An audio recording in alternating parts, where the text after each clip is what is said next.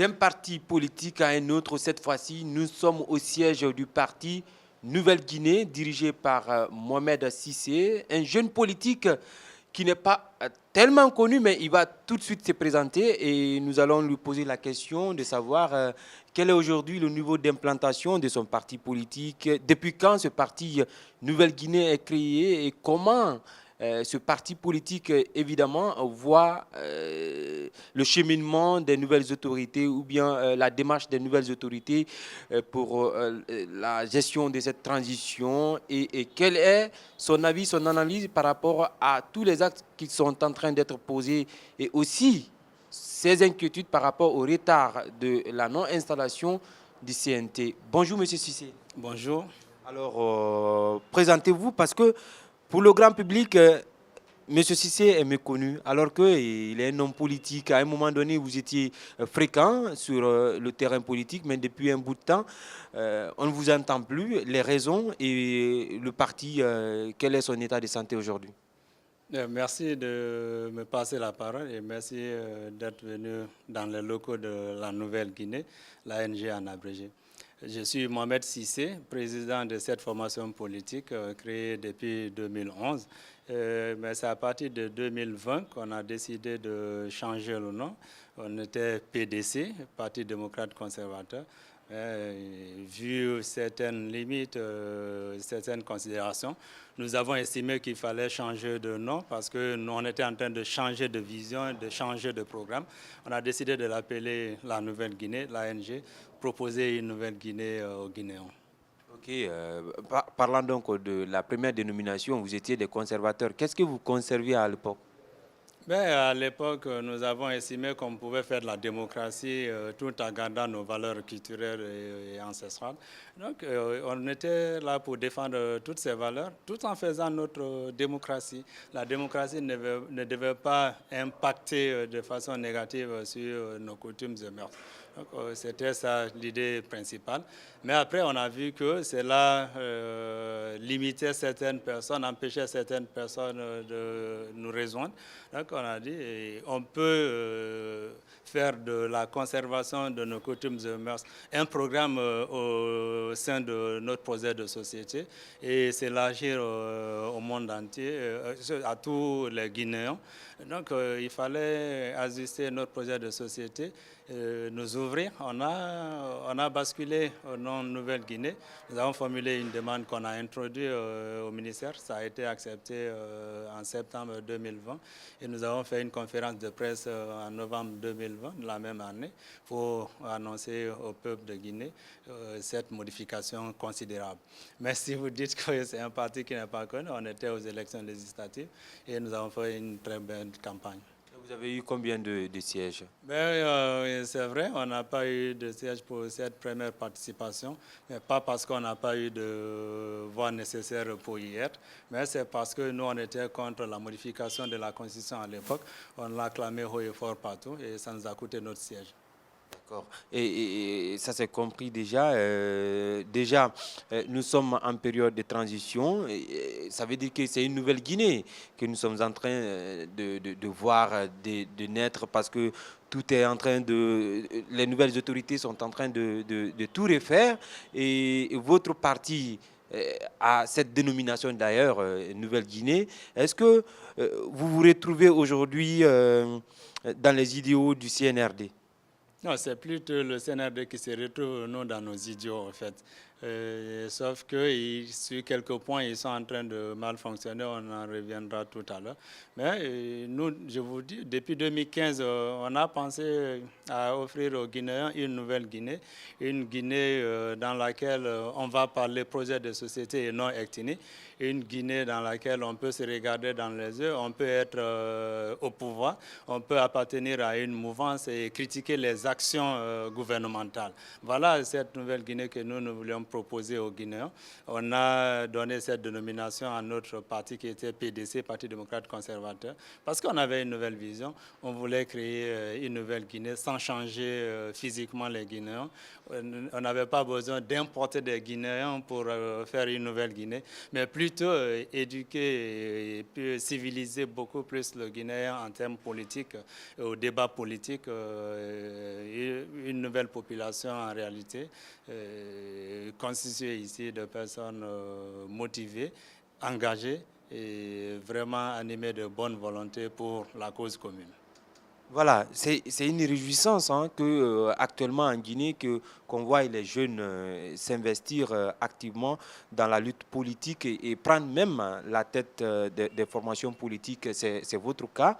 Et nous voulons savoir, Monsieur Cissé, vous étiez tout récemment, les politiques, je parle des acteurs politiques, étaient tout récemment avec le président de la transition, une occasion nette pour eux de parler carte sur table sur les questions préoccupantes, notamment l'installation des membres du CNT hein, qui coincent en partie à cause de la non-compréhension entre vous, les acteurs politiques, parce qu'on vous a demandé 15 sièges alors que vous avez présenté 130 dossiers. Et c'est ce qui justifie d'ailleurs l'argument de MATD de ne pas pouvoir sortir jusqu'à présent la liste des membres qui doivent siéger. Quelle est votre lecture? Est-ce que vous étiez au Palais Mohamed V ces jours? Bien entendu, j'y étais. C'est que quand vous voyez actuellement le fonctionnement du CNRD, vous avez l'impression qu'on est en train de vivre Alpha Condé sans Alpha Condé. Monsieur Cissé, vous voulez dire que c'est le régime Alpha Condé qui continue avec Doumbouya? C'est ma première fois d'entendre ce genre de propos. Oui, c'est moi qui vous le dis et je sais pourquoi je le dis. Aujourd'hui, la démagogie continue, la manipulation continue et ça doit cesser réellement. Je vous prends le rendez-vous du samedi passé au Palais Mohamed V. Les coalitions et certains partis politiques ont reçu une lettre du ministère de l'administration du territoire et de la décentralisation, lettre dans laquelle il était inscrit que le président voulait nous rencontrer. Mais je vous dis, quand on est arrivé dans la salle, c'est là-bas on a appris qu'on était venu pour présenter les vœux de Nouvel An au président de la République, ce qui est une démagogie totale. On a reçu une lettre, le président nous a invités à un dîner. Mais pourquoi on nous dit qu'on est venu pour présenter les vœux au président de la République? Ça, c'est de la démagogie, réellement. Ça doit cesser. C'est comme ça Alpha Condé a fonctionné. Il a fait de la manipulation. Mais Alpha Condé n'a jamais invité les partis politiques de cette manière. Non, ce que je vous dis, ce n'est pas en lien avec les partis politiques. Je parle de la démagogie. Cette forme de communication, c'est de la démagogie. Comment est-ce qu'on peut inviter les partis politiques et puis dire qu'ils sont venus pour présenter les vœux au président de la République? Ça, c'est de la démagogie. Ça ne vous a pas empêché de prendre la parole et dire ce que vous pensez ou bien ce que vous voulez, vos propositions. Vous aviez eu l'occasion de l'exprimer. Oui, mais cela dit, cela ne nous empêche pas de dire que la circonstance dans laquelle on a été invité n'était pas la bonne. Comment on devrait clair dans la lettre d'invitation qui nous avait été adressée, on devait mettre dedans l'ordre du jour à débattre s'il y avait un débat à faire. Mais ce n'est pas ce qu'ils ont fait. Ils ont dit qu'on nous invite à un dîner. Et de là, on nous sort l'argument que nous sommes venus pour présenter les meilleurs vœux au président de la République. Si c'était le cas, c'était à nous d'écrire officiellement au président de la République, lui demander une audience pour que nous venions lui présenter nos vœux de Nouvel An. Mais ce n'était pas ça l'idée de départ. J'ai trouvé cela de la démagogie et de la manipulation. Ça doit cesser. Il a dit qu'il faut arrêter les pratiques anciennes. S'il continue là-dessus, ça ne nous rassure pas. Alors, vous avez eu l'occasion, ou bien vos compères ont eu l'occasion de s'adresser à lui. Qu'est-ce qui a attiré votre attention? Ou bien, si toutefois vos préoccupations ont été exprimées devant le président, malgré que ce soit voilà, un dîner de travail, oui, de présentation de vœux? Oui, les gens ont pris la parole par coalition. Et ma coalition a pris la parole, la CORED, on s'est exprimé. Et après, le président, il a demandé à ce que les partis politiques se retrouvent pour désigner les membres du CNT. Si vous me dites que c'est nous qui retardons l'installation du CNT, je vous dirais que non, ce n'est pas le cas. C'est que le CNRD est en train de gagner en temps. Vous pensez, est-ce qu'ils ont intérêt de traîner ou bien de gagner en temps, comme vous le dites, puisque tant que la mise en place du CNT retarde, ça veut dire que la transition risque de prendre du temps. Est-ce que vous pensez que le CNRD a intérêt à faire cela, vu qu'ils n'ont aucune ambition de monopoliser, de se maintenir au pouvoir? Bon, ça, ils n'ont aucune intention ou n'ont aucune envie de se maintenir au pouvoir, c'est vous qui le dites. Mais pour le, voilà, ben, non, oui, mais ce qu'il dit et ce qu'il fait, si c'est différent, nous allons nous concentrer sur ce qu'il fait. Ce qu'il dit, ça va nous importer très peu. Pour l'instant, tout ce qu'il fait, ça nous amène à croire que oui, il veut confisquer le pouvoir et ça, c'est extrêmement dangereux. On peut se retrouver dans la situation de 2008, ce qui n'est pas souhaitable pour la République. Donc, ceci dit, le CNT, tant que le CNT n'est pas installé pour Doumbouya, la transition n'a pas démarré.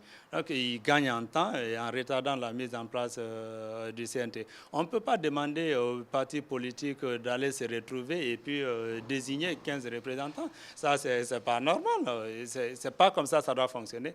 On a demandé à tous les partis politiques de faire acte de candidature. Ceux-là qui estimaient qu'ils voulaient se retrouver au niveau du CNT, chacun a fait un dépôt de candidature. Il appartient au ministère de l'administration du territoire et de la décentralisation de dégager des critères et ensuite choisir les 15 personnes qui doivent représenter les partis politiques. Aucun parti politique ne peut exclure un autre parti politique. Donc pourquoi on nous demande de se retrouver pour désigner 15? Non, nous, on n'a pas... Le travail devrait revenir au MATD de sélectionner les partis qui doivent siéger au CNT, selon vous. Oui, et puisque nous savons, jusque-là, on ne sait pas sur quels critères les personnes vont être... Est-ce que vous imaginez les discours qui pourraient se tenir après cette désignation du MATD, connaissant les leaders des partis politiques, je vais dire? Non, en décidant de prendre le pouvoir, je pense que le CNRD avait vraiment conscience dans quoi il s'engage. Donc, ce sont des décisions comme ça qu'ils doivent prendre. Quand on gère l'État, il faut assumer toutes les décisions. Pourquoi vous êtes pressé? Pourquoi vous ne croyez pas à Mamadi Doumbouya, malgré tout ce qu'il est en train de faire dans toute transparence? Non, ce n'est pas moi qui suis pressé. Mais regardez, Doumbouya, quand il a pris le pouvoir, il a dit que sa boussole, ça sera la justice. Donc, et c'est quoi la justice? La justice, c'est l'exécution correcte des textes de loi. C'est ça la réalité. Si Doumbouya voulait vraiment que la boussole soit la justice soit sa boussole, c'était aussi simple, monsieur. Et il est venu, la loi nous dit que quand le président en exercice quitte, le président de l'Assemblée prend les rênes du pouvoir et organise les élections en 90 jours. Donc, Doumbouya, on n'avait que 90 jours pour organiser les élections. Donc, le texte est clair là-dessus.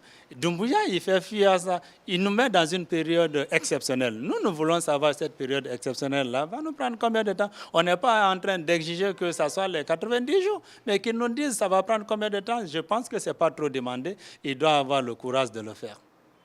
Et rapidement, en un mot, par rapport aux listes ou bien au dévoilement, n'est-ce pas, des directions et entreprises privées qui sont objets de poursuites judiciaires pour détournement ou, n'est-ce pas, mauvaise gestion des deniers publics. Votre lecture là-dessus en un mot? Non, je pense que Doumbouya est en train de faire du Alpha Condé sans Alpha Condé et c'est extrêmement dangereux. Votre cible principale, c'est Doumbouya. Oui, ben, aujourd'hui, c'est lui qui gère le pays. Toutes les appréciations qu'on entend des autres, vous, c'est le contraire. Ben, les autres, peut-être qu'on ne voit pas les choses de la même façon. Je vous dis ici, j'ai été le premier politique ici a signifié aux autres que Alpha Condé va modifier la Constitution, juste après la proclamation des résultats de 2015. Je suis peut-être souvent en avance sur les autres, c'est pas mon défaut. C'est pas un défaut, je pense, ça peut être une qualité. Et aujourd'hui, ici, Doumbouya nous sort aujourd'hui les anciens dossiers, c'est parce que au cours du dîner, il a demandé qu'on se retrouve et que nous désignions les 15 personnes. Et le lundi qui a suivi, quand on s'est retrouvés, les deux camps que vous fustigez là, tous les deux camps, on a eu les mêmes propos. Voici un avantage aussi. C'est ce qui fait peur actuellement à Doumbouya. Parce qu'au niveau du CPP, on a dit qu'il n'appartient pas aux partis politiques aujourd'hui de désigner les 15 personnes. Les candidatures sont déposées et il revient au CNRD et au gouvernement de sélectionner parmi les candidatures qu'ils ont reçues. Et en même temps, Sidia Touré, qui est du FPP aussi, était dans une émission à grande écoute. Il a dit les mêmes choses. Donc, les deux camps que vous fustigez, sans se concerter, ont eu la même vision sur ce sujet. C'est ce qui énerve aujourd'hui Doumbouya et il sort des anciens dossiers pour intimider les gens. Il faut qu'on arrête d'instrumentaliser la justice. Il faut qu'on arrête de sortir les dossiers quand il est à contestation. Il faut qu'il accepte la contradiction. S'il fait des choses qu'on n'est pas d'accord, il doit l'accepter. On doit le dire ouvertement et sans qu'on ne soit inquiété. On sera là. Quand ils poseront des actes qui ne sont pas appréciables, nous allons donner notre point de vue. S'il veut mettre des gens en prison, il est libre de le faire. S'il veut envoyer aussi des gens au cimetière, il va se retrouver au cimetière de Bambeto, mais cette fois-ci, ça sera pour saluer des victimes que lui-même il aurait fait. Merci, M. Cissé. Merci à vous. Voilà, mesdames et messieurs, c'est la fin de cette interview avec Mohamed Cissé, président de Guinée Nouvelle. Avec lui, nous avons parlé de l'installation du CNT, de l'actualité politique à Nemo. Merci de l'avoir suivi et l'émission continue avec Félix Milimono sur Espace TV. Voilà, vous nous suivez depuis Lambagny. Merci donc de votre fidélité à Espace TV.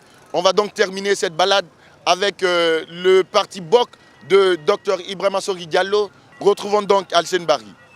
Une fois de plus, la classe politique guinéenne nous montre à quel point elle est divisée. Nous assistons désormais à deux blocs, le forum des partis politiques et la coalition des partis politiques. Aujourd'hui, nous allons rencontrer Ibrahima Sori Diallo du CPP. Avec lui, nous allons parler de ces deux blocs, mais aussi de la sortie du professeur Alpha Condé pour des soins. Bonjour et bienvenue. Je vous le disais, nous sommes avec Dr Ibrahima Sori Diallo du BOC. Bonjour. Bonjour.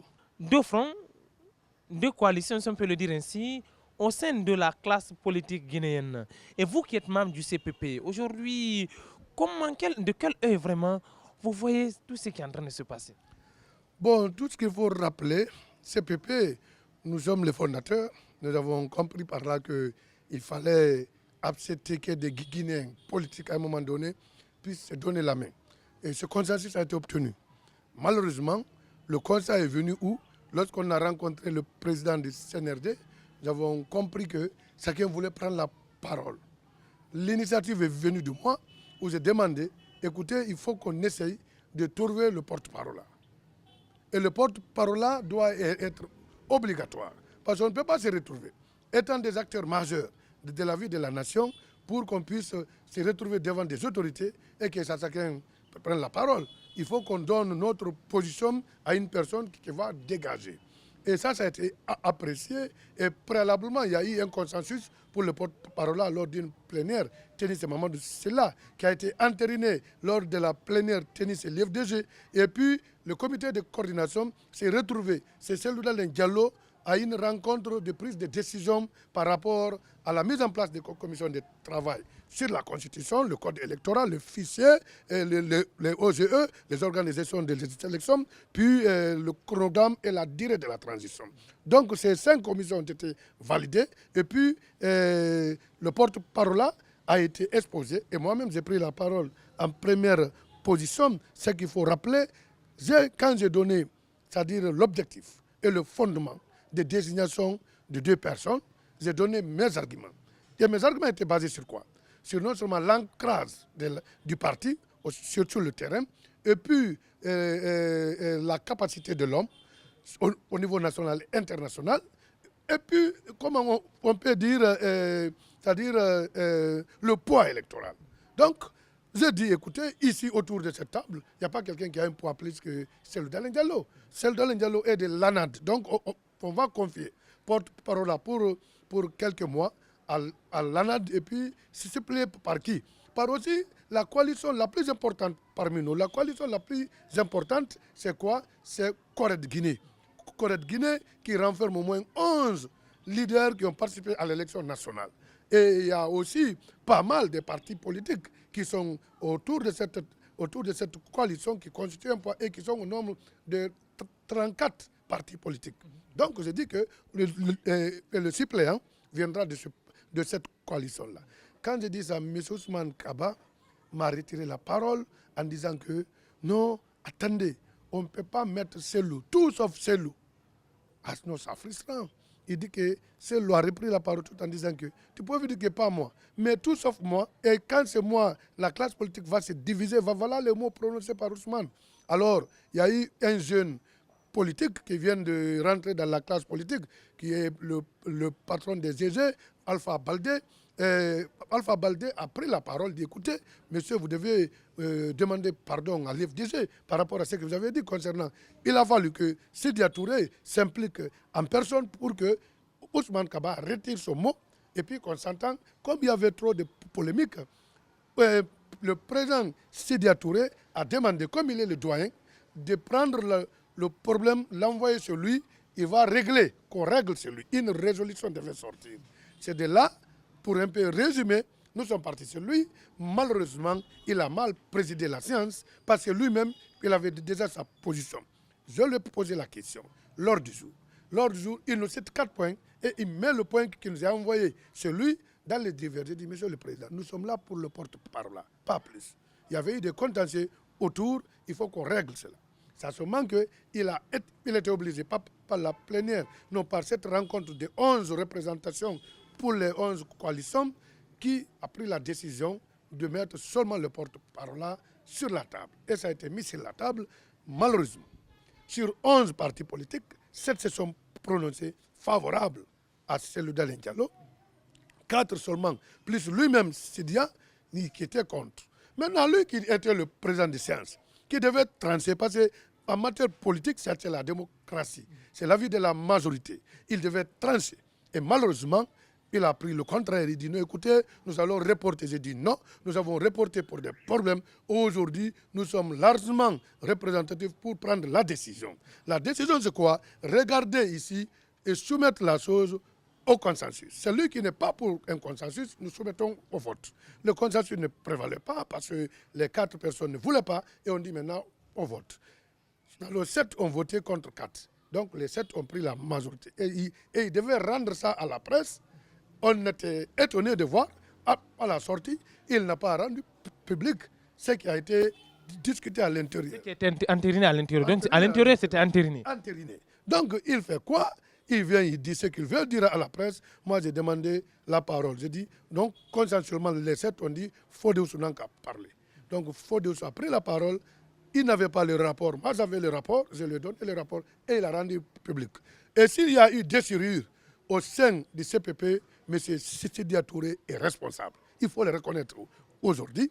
Il avait des ambitions. Il a montré clairement lors de cette rencontre celui qu'il ne voulait pas du tout que seul soit le porte-parole. C'était sa position. Là, il faut le reconnaître. Alors, si Ousmane Kaba a manqué à Selou, mais Sidya Touré est venu soutenir Ousmane dans ces manquements-là. Donc, moi, je pense qu'à partir de là, on comprend par là qu'il y a eu des problèmes, mais c'est à travers des égos. C'est un problème d'ego. S'il y a des antécédents entre Ousmane et Selou, c'est pour montrer ça au niveau de la classe politique. Chacun doit se battre. Ousmane Kaba n'avait que l'argument pour nous dire que quand c'est le porte-parole, lui perd son électorat. On a fait plus de 5 mois maintenant avec le CNRD. Jusqu'à présent, on ne connaît pas le calendrier vraiment, la durée de cette transition. Aujourd'hui, pour vous, est-ce qu'il est temps maintenant de donner ce calendrier ou bien il faut toujours attendre? C'est inquiétant, il faut le rappeler parce que le CNRD devait vraiment procéder à ça. Il devait carrément nous aider pour que le calendrier, c'est-à-dire que le chronogramme de la transition soit connu, la durée. Mais si aujourd'hui, le CNRD évolue sans qu'il y ait vraiment une clarté autour de cela, il est en train d'entretenir un flou dont il faut dévoiler maintenant. Là. Et c'est le bon moment. Pendant que les gens ont peur de vous, pendant que les gens veulent faire la démagogie avec vous, il faut les satisfaire à ce moment. Mais lorsque vous attendez que les choses se compliquent, que les gens commencent à prendre position avec les audits qui sont en cours, avec tout ce que vous connaissez, qui se trouve sur la table, ça va entraîner beaucoup de difficultés. C'est des choses qui vont se compliquer. Les audits vont venir et les gens vont essayer de prendre des avocats par-ci, par-là. Ça va prendre du temps. Et ça va être, le gouvernement peut être paralysé même par ces audits-là. Parce qu'il faut le rappeler. Parce que lorsque certaines personnes vont commencer à être touchées, ça va faire des ramifications. Hein, des interpellés par-ci, par-là. Vous voyez, certains même membres du gouvernement actuels peuvent être interpellés parce qu'ils peuvent être associés de près ou de loin à certains dossiers.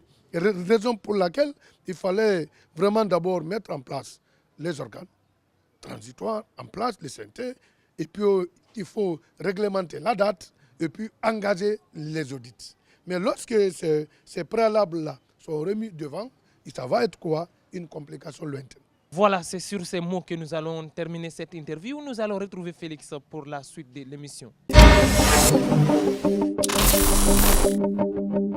Voilà, c'est la fin donc de ce tout autre numéro. Merci de votre fidélité à Espace TV. Merci donc à Mamoudou Kondé qui était à la réalisation. Aliouba et Amara Alexila étaient au cadrage. Merci de votre fidélité à Espace TV. Merci à vous également. Prenez soin de vous et prenez soin de la Guinée. C'est notre pays. À nous tous. Au revoir.